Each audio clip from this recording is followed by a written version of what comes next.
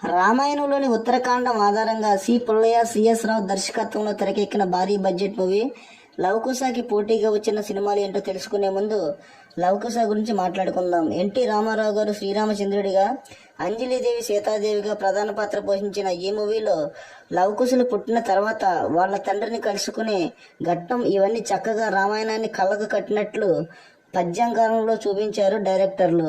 లవకుశలుగా అప్పటి బాలనటులు నాగరాజు, సుబ్రహ్మణ్యులు చాలా చక్కగా తమ పాత్రల్లో ఒదిగిపోయారు.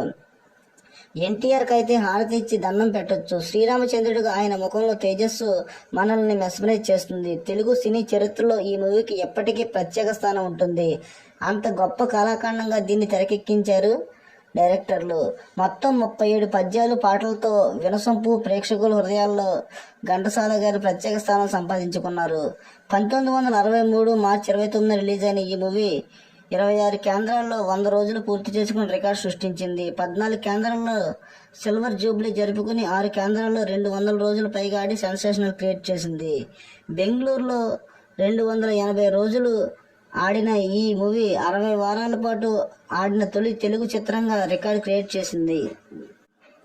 ఓవరాల్గా అప్పట్లోనే ₹1 గ్రాస్ వసూలు చేసి రికార్డు సృష్టించిన బిగ్గెస్ట్ బోనంజా సినిమాకి పోటీగా ఒకే ఒక్క సినిమా రావడం జరిగింది. అదే ఏఎన్ఆర్ చదువుకున్న అమ్మాయిలు. లవకుశ రిలీజ్ అయిన 12 రోజులకి ఏప్రిల్ 10న రిలీజ్ అయిన ఈ మూవీ సావిత్రి, కృష్ణకుమారి హీరోయిన్లుగా నటించి ఆకట్టుకున్నారు. ఆదుర్తి సుబ్బారావు గారి డైరెక్షన్లో చక్కటి సాంఘిక చిత్రంగా రూపొందించిన ఈ మూవీలో ఏఎన్ఆర్ తన నటనతో విశేషంగా ఆకట్టుకోగా పాటలు కూడా మంచి ప్రజాదరణ పొందాయంటే దాని క్రెడిట్ ఎస్ రాజేశ్వరరావు గారని చెప్పాలి. చక్కటి ట్రయాంగులర్ లవ్ స్టోరీతో వచ్చిన ఈ మూవీలో ఉండాల్సిన ఎమోషన్స్ అన్ని ఉండడం, వాటిని పండించే ధీటైన నటులు ఉండడం, ముఖ్యంగా కథాబలం, మంచి గ్రిప్పింగ్ ఉన్న స్క్రీన్ ప్లే కూడా ఉండడంతో ఈ చిత్రం బాక్సాఫీస్ వద్ద సూపర్ హిట్ గా నిలిచింది.